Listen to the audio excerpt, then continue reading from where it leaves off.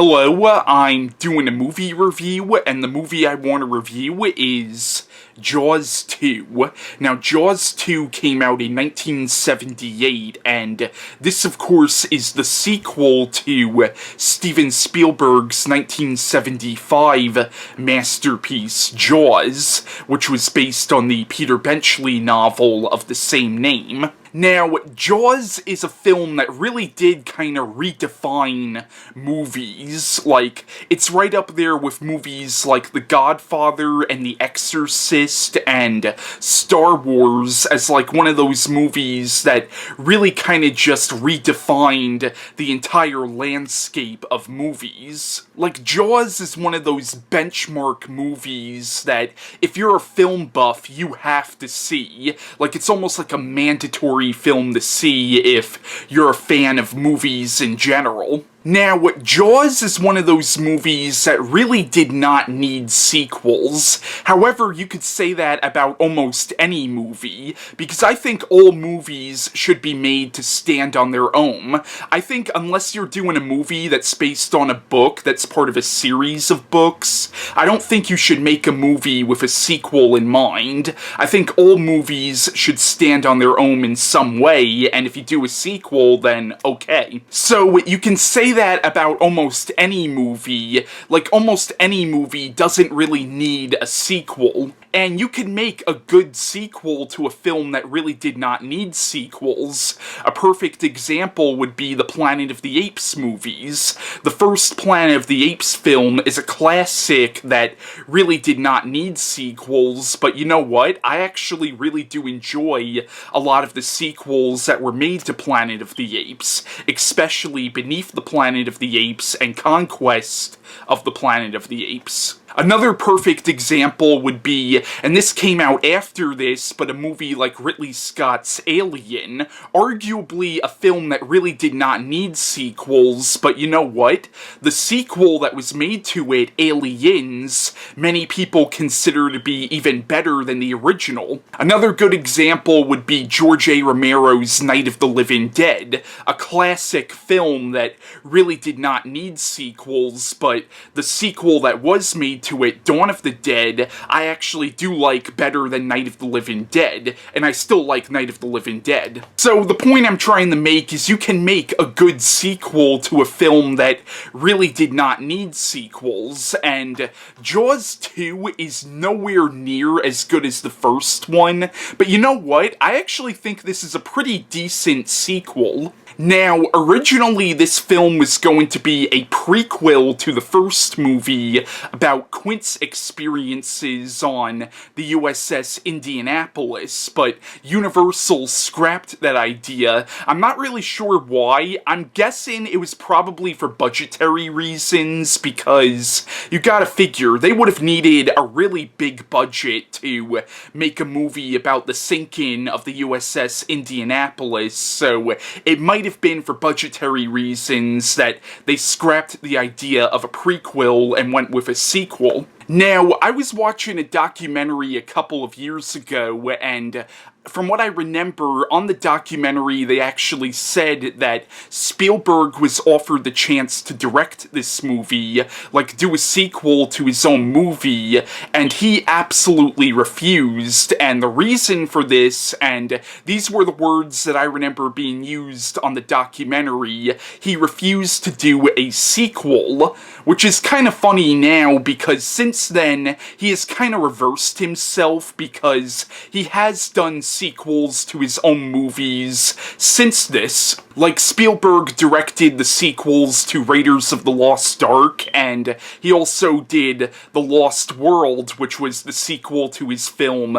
Jurassic Park. But at the time, Spielberg refused to do a sequel. So after Spielberg refused to direct this movie, the directing job went to John D. Hancock, but then Universal didn't like the direction that Hancock was taking the movie in, so they fired him, and the directing job ended up going to I'm probably going to butcher this guy's name, so I'm not even going to attempt to say the name of this director, but I'll put his name up on the video so you can see who it was who directed this movie. But the director of this movie before this directed the 1975 horror film Bug. He would also go on to direct the movie Somewhere in Time, which was an adaptation of the Richard Matheson novel Big Time Return. He also directed the movie Supergirl, which I know is considered to be one of the worst movies ever made, and he also directed the 1985 Christmas film Santa Claus the Movie. But his directing in this movie is actually pretty good. Now, a lot of the same actors from the first movie come back to reprise their roles in this movie, like Roy Scheider reprises his role as Chief Brody, and Lorraine reprises her role as Brody's wife. Murray Hamilton reprises his role as the mayor of Anime from the first film, and Jeffrey Kramer reprises his role as Brody's deputy from the first film. Now, the plot of Jaws 2 is, long story short, it turns out that another shark is attacking people in the waters by Anime Island, which is the island community that both this and the first movie took place at. Like, in the beginning of the film, you see the shark attack these scuba divers, and later on the shark attacks these two women who were boating.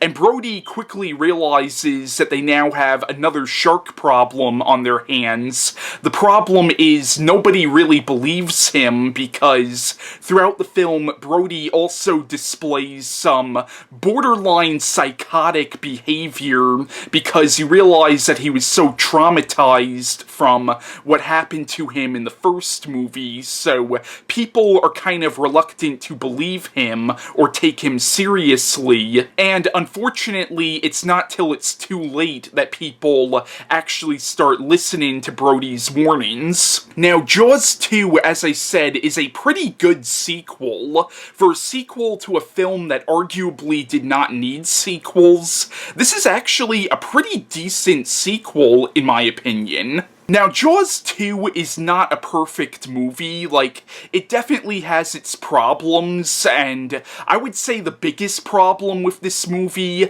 really is just the story in general, because it's a little ridiculous when you break it down that another shark would attack people in the same waters that another shark attacked people years earlier. Like, it's kind of like the whole does lightning strike twice kind of scenario.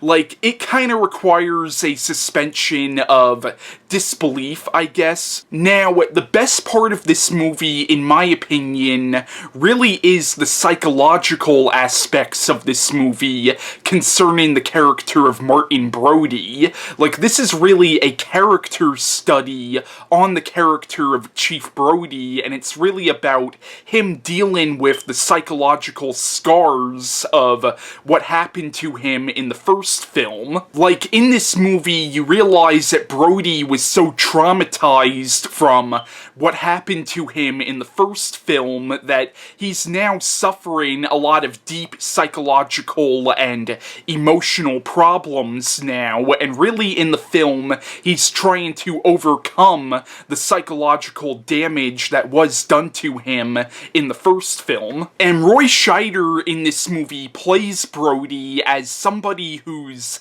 shell-shocked. So, to me, that's the best part of this movie, is the fact that it's really a psychological character study on Chief Brody, and it's about him dealing with his issues. Now, a lot of the film follows Brody's son, Mike, who is now a teenager, and in the film, him and his friends go out sailing a lot, and this, of course, ultimately leads to the shark attacking them while they're out sailing, and his friends in this movie are actually really likable characters, and really funny characters too, which makes it even more horrifying when the shark attacks them, because you actually find yourself caring about a lot of Mike's friends in this movie. And what's funny is the teenage characters in this movie actually reminded me a lot of characters that you would see in an early Friday the 13th movie, and this of course came out before Friday the 13th, but